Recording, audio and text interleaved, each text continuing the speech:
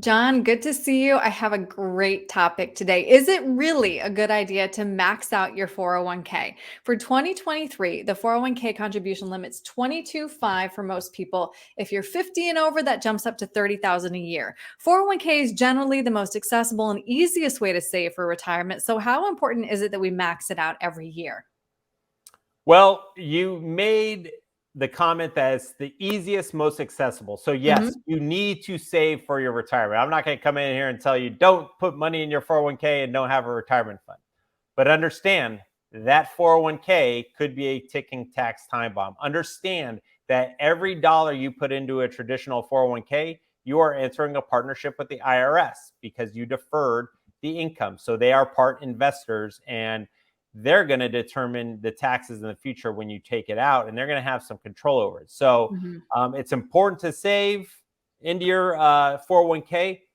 Maxing it out, that's a very individualized question. There may be some alternatives. I will say this, though. Nowadays, most every company should have a Roth 401k. Max that out all day, Mhm. especially with the new laws on employer matching. Get as much money into that Roth 401k, that tax-free retirement, especially if you're a newer employer in those lower tax brackets. Mhm. I have heard before that you should contribute up to the max match and any other dollars you should put in other accounts. How do you feel about that? Yeah, and I think that's going to really go back to the traditional 401k because of the tax time bomb. Yes, always take the employer match. Now with the new laws of the Secure Act 2.0, the match becomes a little bit easier now with in regards to a Roth 401k. But for traditional 401ks, if that's your only other option, yes, always take up to the match, take that free money.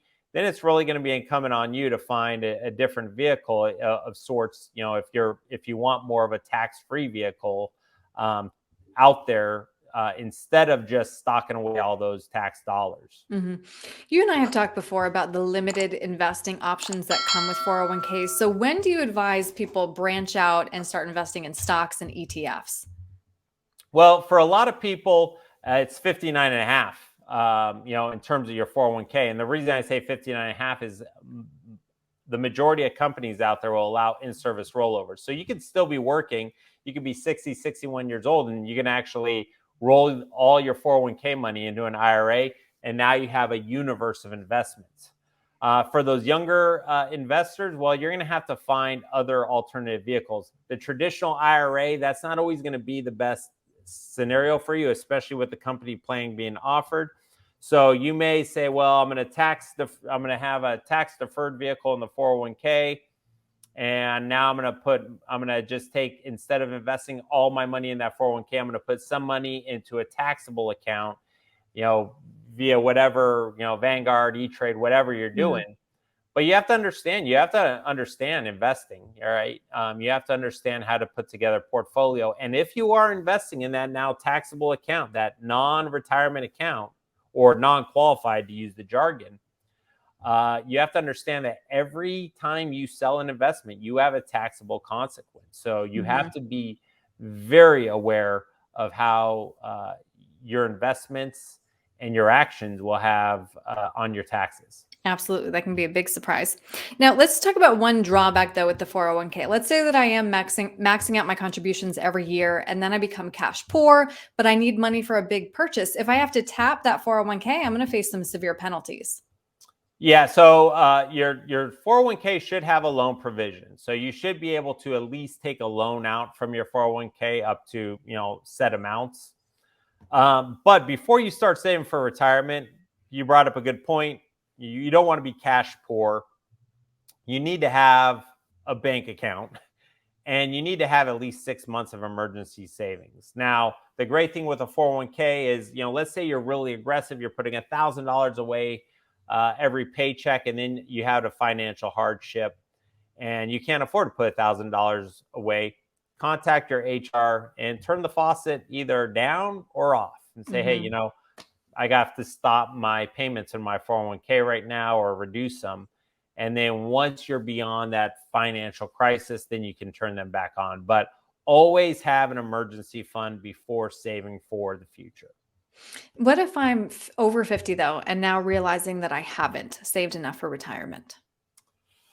Well, this is a conversation I have with a lot of, 401k employees. The younger you are, get the funding started Yeah. because it's a snowball effect. There's no more powerful instrument in the financial world than compounding interest. But not all the people have done that. And if you're beyond 50, well, now you at least have these nice catch up contributions that you can take advantage of. And you need to start putting as much money away in a Roth or traditional 401k. And at that point in time, right, the traditional 401k, you need to max it out because there's not going to be a retirement. If you don't have the funds you need to stop working, then it's a conversation I've had to have, a difficult one with plenty of people who have come into my office saying, "Listen, retirement's not in your future, Hmm. and only you can really control that." So, if you're behind the curve, you have to try to make it up as much as possible, and you may have to delay